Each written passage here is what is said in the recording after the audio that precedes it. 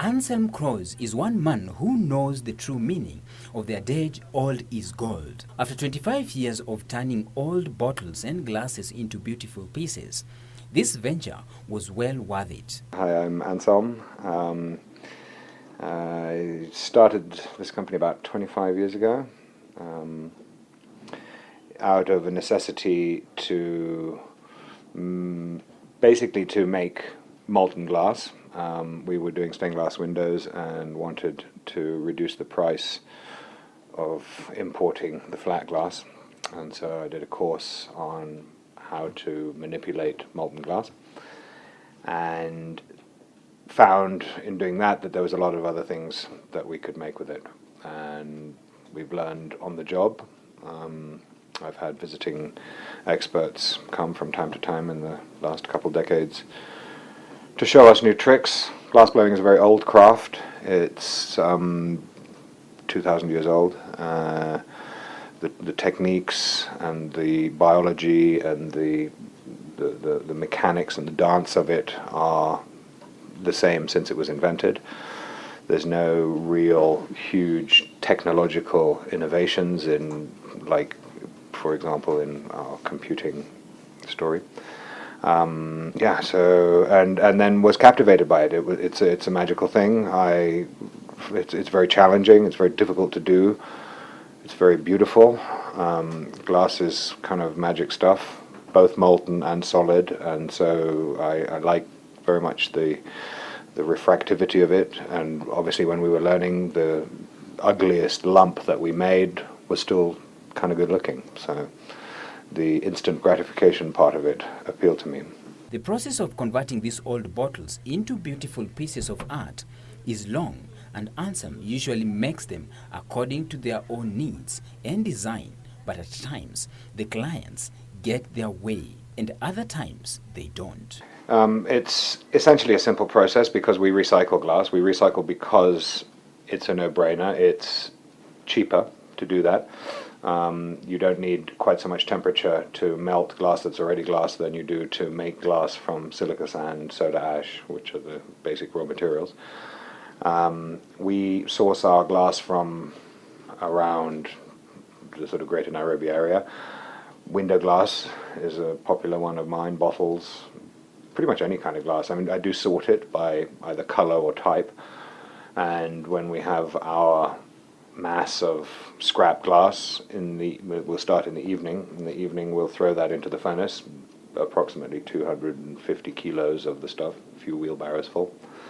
Overnight the furnace is at 1100 centigrade. It melts that down, it traps bubbles, those boil out, and by the morning we have a sort of nice molten mass.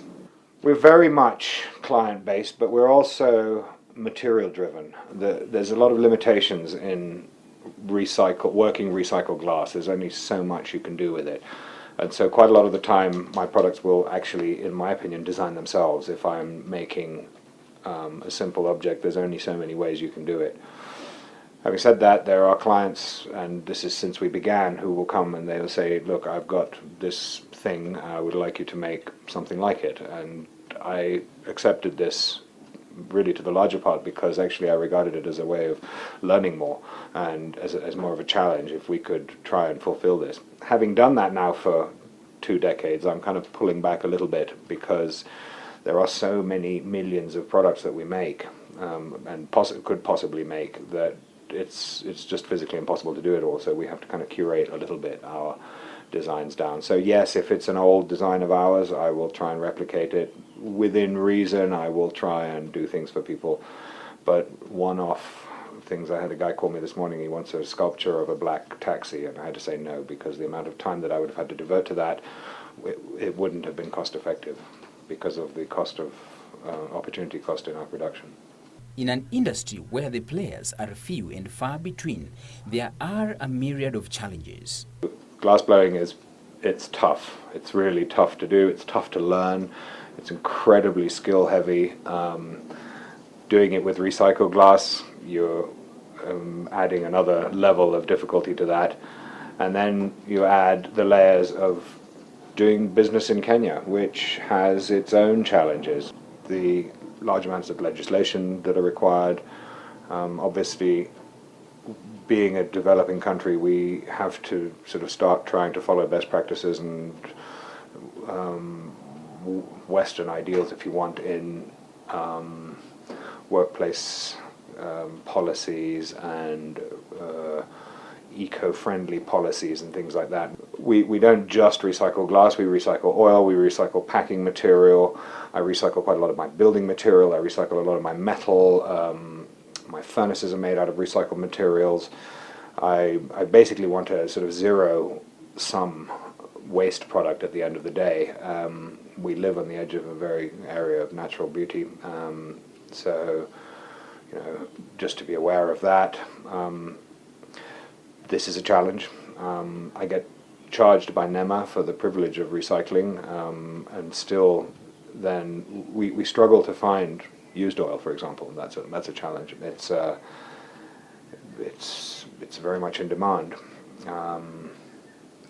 But having said that, the love of our craft, I think, has shone through, so to speak. It's made us into who we are. We'll never be millionaires, but we have a very high profile because we have a very strong ethic. The building industry has grown leaps and bounds over the last few years, and Anselm envisions his business growing in tandems with it. Putting together my sort of plans for 5 and 10 and 15 years, and some of them I'll share with you and some of them I won't. The general idea is to continue to learn and improve, to publicize ourselves, actually, because we are very kind of educative to the large part. A lot of people don't really know about the material, they don't know about our products, they don't know about the possibilities, and not just to improve our sales, obviously that would be a good kind of outcome, but just to give people an idea. I mean, glass it's a medium like stone or metal or wood or bone, or any of these things, paper, that you can do something with, and actually it's kind of lonely being the only people doing what we do. There are a few little sort of up-and-coming people who work with glass in various ways, but none quite as comprehensively as we do. And so my sort of usual aim is to educate all the time, and to penetrate all the time, and to improve all the time. So that's kind of my overall plan.